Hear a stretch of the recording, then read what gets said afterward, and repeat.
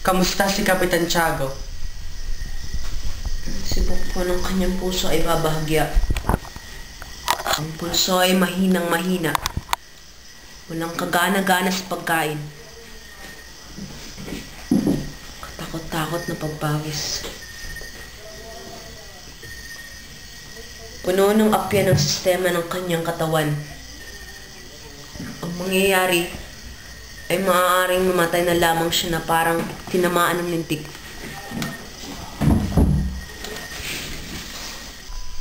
Katulad ng Pilipinas.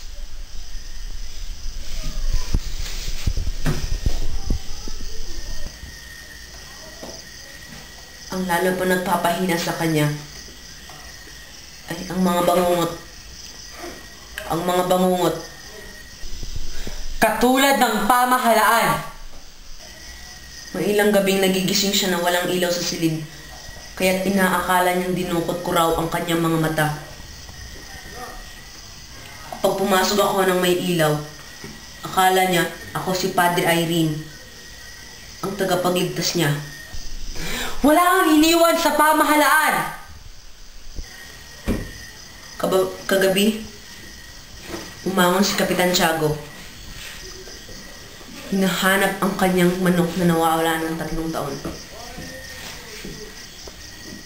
Binigyan ko siya ng isang ligaw na manok. Pinuri-puri ako at pinangakuan ng libo-libo. Basilio, bakit hindi mo binabasa ang mga librong ipinadala ko sa iyo?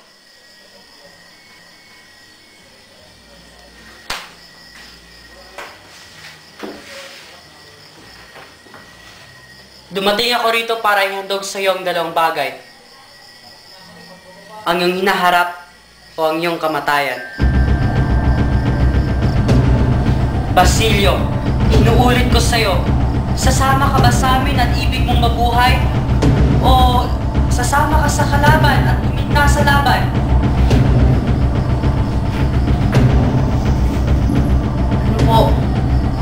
Anong kailangan mong gawin? Isang bagay na napakadali. Magkakaroon ng pulutong sa Santa Clara na magbubukas ng pinto sa kumbento.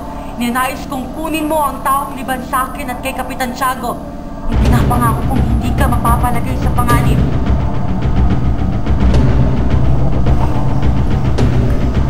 Ninais kong kunin mo ang rason ko kung bakit ko pa ninanais na mabuhay.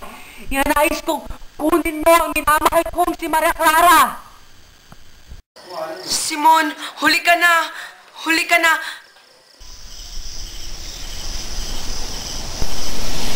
Kaninang mag-iika-anin ng hapon sa kumbento ng Santa Clara. Simon, mahirap ito para sa akin, lalo na para sa'yo. Hindi ko alam kung ano pang mas mabuting paraan para sabihin ito.